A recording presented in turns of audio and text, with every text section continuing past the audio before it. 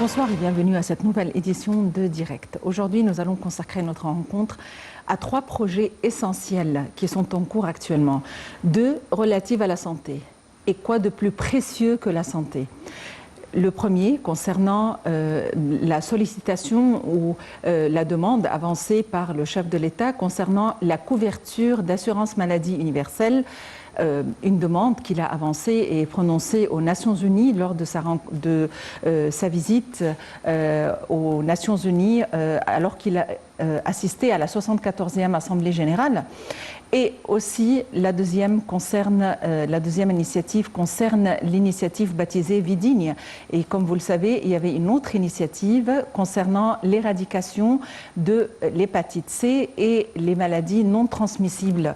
Et le fruit de cette initiative était sensationnel en très peu de temps, ayant couvert tous les gouvernorats du pays. Cette initiative a été aussi prolongée et avancée vers les pays africains, étant donné que l'Égypte assure l'assurance tournante de l'Union africaine.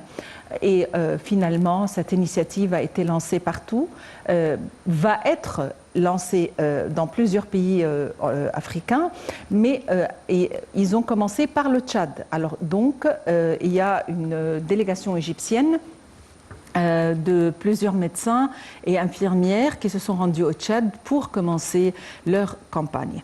Et il ne faut pas oublier le projet grandiose du canal de Suez, une évaluation où en sommes-nous quant aux revenus du canal, qui a été fait par des milliards donnés par les Égyptiens en tant qu'investissement.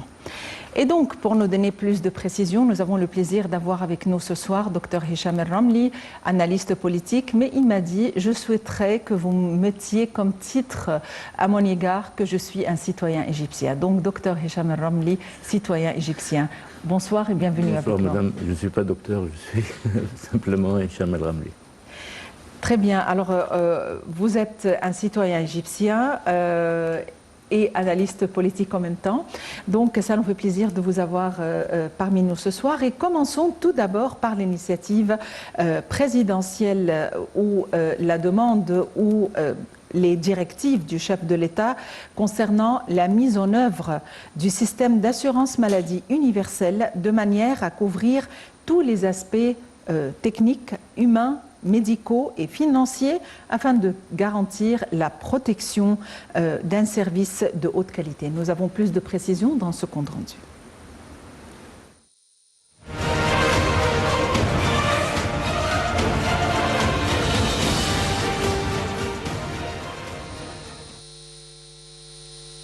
L'objectif est de lancer une nouvelle phase de services et de soins de santé présentés aux citoyens conformément aux normes internationales, a indiqué le chef de l'État, et d'ajouter que ce système devrait garantir la durabilité de la qualité de ces services compte tenu de la priorité qu'accorde l'Égypte au secteur des soins médicaux dans les plans de l'État et de l'importance de bâtir l'homme égyptien.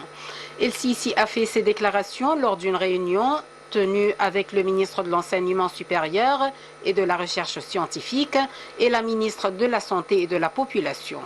Selon l'ambassadeur Bassem Radi, porte-parole de la présidence, la réunion a pour objectif le suivi de la stratégie du ministère de la Santé et de la Population, notamment en ce qui concerne les mesures en cours d'application à Port Saïd concernant le système d'assurance médicale globale, ainsi que le plan du ministère visant à promouvoir la formation médicale professionnelle. Dans ce contexte, la ministre de la Santé a passé en revue la situation exécutive du projet relatif au système d'assurance médicale globale dans le gouvernorat de Port Saïd, lequel a été lancé dans 7 hôpitaux et 26 centres médicaux avec l'enregistrement de près de 506 000 citoyens.